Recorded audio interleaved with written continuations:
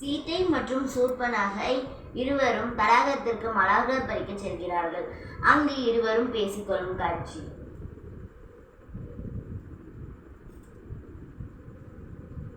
இவள் ரகுநந்தரால் ரட்சிக்கப்பட்ட நங்கையாக இருக்க வேண்டும். ஏன் இம்மலர்களின் கரம் பற்றியதும் எவ்வாறு வாடுகிறது?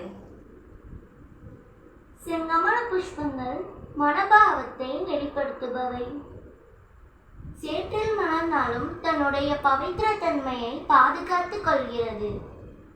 தாம் ஒரு முறை சத்திய மனபாவத்தோடு இதை ஸ்பரிசெய்யுங்கள். மானுடரின் ஹிருதயத்தில் சத்திய எண்ணம் குடிகொள்ள வேண்டும். சுயநலமற்ற நிலையை வாழ்வில் பேணி காக்க வேண்டும். சூர்பனகை மலரை எடுக்கிறாள். மலர் வாடியது. அதை சீதையிடம் கொடுக்கிறாள். மலர் பிரகாசமாக வாடாத மலராய் மாறுகிறது. நான் மிகுந்த நம்பிக்கை கொண்டுள்ளேன். சத்திய மனபாவத்தோடு முயற்சி செய்தால் இம்மலர் வாடாதிருக்கும். செங்கமலங்களை பறித்துச் செல்வதற்கு ஏதேனும் விசேஷ காரணம் உள்ளதா? இதை பூஜைக்காக எடுத்துச் செல்கிறீர்களா? பூஜைக்கான மலர்தான். என்ன பூஜை அது? நீ உன் பகவானை மகிழ்விக்க இம்மலர்களை எடுத்துச் செல்கிறாய். ஆனால் நான் உன் இறைவனை விட மேலாக நான் கருதும் என் மனம் கவர்ந்தவரை மகிழ்விக்க எடுத்துச் செல்கிறேன். நீ இம்மலர்களை கொண்டு உன் பகவானை அலங்கரிப்பாய்.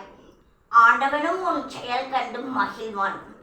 ஆனால் நானோ மலர்களை கொண்டு என்னை அலங்கரிக்க விளைகிறேன். என் மனம் கவர்ந்தவர் அதை காண்கையில் மகிழ வேண்டும். என் பிராணனை விட அவர் மீது மிகுந்த அன்பு கொண்டுள்ளேன். ஆனால் தாமரை மலர்கள் அலங்காரத்திற்கானதல்ல, அதை அறிவீர்களா? இவை பூஜைக்கு மட்டுமே உகந்தவை. பூஜை எவ்வாறு நிகழ வேண்டும் என்று தீர்மானிக்கும் அதிகாரம் அனைவருக்கும் உள்ளது. என் மனம் கவர்ந்தவருடைய மனதை கவர்ந்தவை செங்கமல புஷ்பங்கள். ஆகையால் என்னை அலங்கரித்துக் கொண்டு அவர் மனதை வியாபிக்க விரும்புகிறேன். எனது சிநேகமே நான் நடத்தும் பூஜை. அன்பை மிஞ்சிய பூஜை ஒன்றும் உண்டோ? தம்முடைய மனபாவம் மிகுந்த சௌகரியமானது. தாம் விவாகம் புரியாதது என் மனதிற்கு ஆச்சரியம் அளிக்கிறது. விவாகம் புரிந்தவளே, ஆனால் கணவன் நம்பிக்கை துரோகம் இழைத்தார். ஆண் வர்க்கத்தையே வெறுக்கத் தொடங்கினேன். அதற்கு காரணம் உள்ளது. நான் சிநேகம் கொண்டோர் அனைவரும் என் மீது நம்பிக்கை துரோகம் இழைத்தனர்.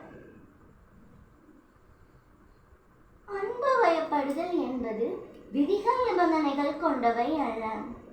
சமர்ப்பணமே அடிப்படை. சத்திய பக்தியை நாம் அனுட்சணமும் ஆராதனையின் மீது கொள்ள வேண்டும்.